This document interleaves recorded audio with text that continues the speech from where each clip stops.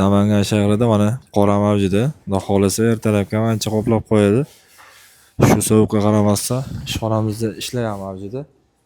Suqu holatdagi eshiklarimiz najdalikda bo'ldi. Sifatiga ahamiyat berib qo'yasizlar. Bu sifatni albatta shu bolalar chiqarayotgan. Anason, nechinchi yilsan? 2014. 2014 nimani o'rganding? Shu suxoy holatda kraska holatigacha tayyorlab, jilorlab, zamaskalash. Shu tushganga qancha bo'ldi? 5 oy. 5 oyda shuncha narsani o'rganding. Gap yo'q. Ya'ni mashq holatdan bo'ladi. U najdalanmagan, bu holatdan mashq holatga olib kelib, zamaskalarini qilib 2014-yil bola. Yomon emas. Bu esa haqiqatda shogirdim. Shuhratjon, qancha bo'ldi shogird tushganingga? 2 yil. 2 yil bo'ldimi? Nechinchi yilsan? 2012. 2012. Nimani bilasan masalan? So'zimni bilasizku. Bo'ldi, men o'zim tushuntiraman. O'sha qilayotgan ishlarni korobkasi, bu mana esa ishi.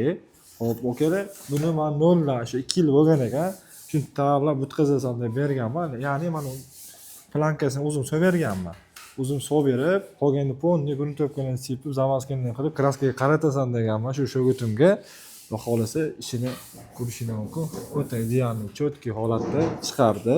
Endi men oxiri paddos kraskasini sepsam bo'ldi. Buni korobkalarni tag'ildi. Yonida romi ham bor, romlarni ham choklari pundi. Chotkilar tag'ilib qo'yibdi. Bu esa korobkalari bitnolarni ko'rib, asodil sifatga ishlatdi. 2012-yil bola mana qo'lidan ancha ish kelib qoldi. Mana pechkalarni albatta yo'q berganmiz shogirdlarga.